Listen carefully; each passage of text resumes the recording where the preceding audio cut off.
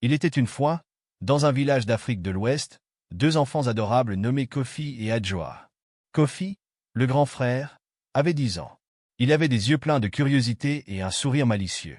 Adjoa, sa petite sœur, avait 8 ans. Elle avait des cheveux bouclés attachés en tresses par leur mère, et elle aimait porter des robes colorées. Leur village était petit mais vivant. Les maisons étaient en terre cuite avec des toits de chaume. Il y avait des arbres fruitiers comme des manguiers et des avocatiers dans les cours des maisons. Les enfants du village aimaient jouer ensemble, courant et riant dans les rues. Les parents de Kofi et Adjoa étaient des fermiers travailleurs. Leur père, Yao, était fort et courageux, et leur mère, Efua, était douce et aimante.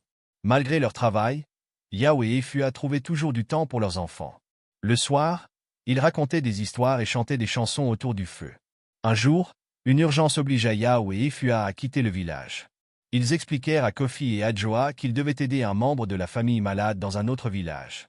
Les enfants, bien que tristes, comprirent. Avant de partir, leurs parents les embrassèrent et leur promirent de revenir vite. Ils demandèrent à Kofi de veiller sur sa petite sœur.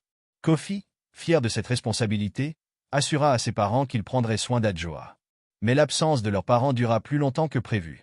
Kofi et Adjoa se retrouvèrent seuls à la maison. Un après-midi, ils décidèrent de regarder la télévision pour passer le temps. Ils s'installèrent sur le canapé, impatients de voir ce que la télévision leur réservait. Ce jour-là, ils tombèrent sur un programme destiné aux adultes.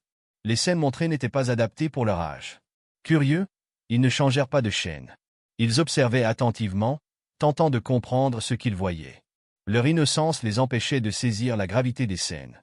Kofi, en tant que grand frère, proposa à sa sœur de jouer à un nouveau jeu. Adjoa accepta sans hésiter. Ensemble, ils commencèrent à imiter ce qu'ils avaient vu à la télévision. Leur jeu, innocent pour eux, était en fait inapproprié et dangereux.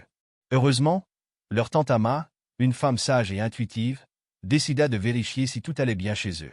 Ama vivait non loin de Kofi et Adjoa.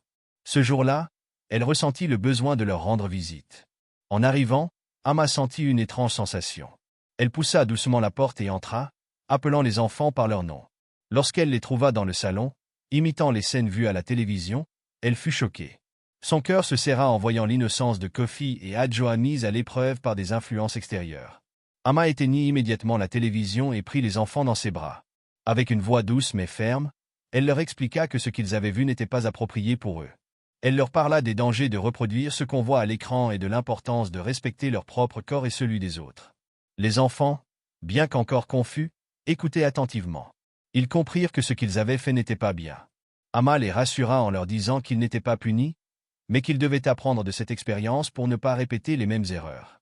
Quand les parents de Kofi et Adjoa rentrèrent, fatigués mais soulagés de retrouver leurs enfants, Ama leur raconta ce qui s'était passé. Les parents, bien que surpris et inquiets, écoutèrent attentivement. Ils comprirent l'importance de contrôler les programmes regardés par leurs enfants et de passer plus de temps à les éduquer. Efua prit ses enfants dans ses bras et leur parla avec douceur. Elle leur expliqua pourquoi il était important de faire attention à ce qu'ils regardaient. Yao, de son côté, promit de passer plus de temps avec eux. Ensemble, ils décidèrent de nouvelles règles pour protéger leurs enfants des influences négatives. À partir de ce jour, la famille fit en sorte de toujours vérifier le contenu des émissions de télévision. Ils s'assurèrent que les enfants regardaient des programmes adaptés à leur âge. Les parents passèrent aussi plus de temps avec leurs enfants, discutant de ce qu'ils voyaient à la télévision et dans le monde. Kofi et Adjoa, bien que jeunes, comprirent les leçons de leurs parents et de leurs tantes. Ils apprirent à faire la différence entre le bien et le mal. Leur curiosité fut dirigée vers des activités positives et éducatives. Ils grandirent en sagesse et en compréhension. L'incident, qui aurait pu causer des problèmes, fut transformé en une opportunité d'apprentissage. Kofi et Adjoa devinrent des enfants plus conscients et respectueux. Leurs parents renforcèrent leur rôle de guide et de protecteur. Cette histoire nous rappelle l'importance de la supervision parentale et de l'éducation des enfants face aux médias. Les enfants ont besoin de guides pour comprendre le monde et apprendre à distinguer le bien du mal. Avec amour et patience, les parents peuvent aider leurs enfants à naviguer les défis de la vie moderne.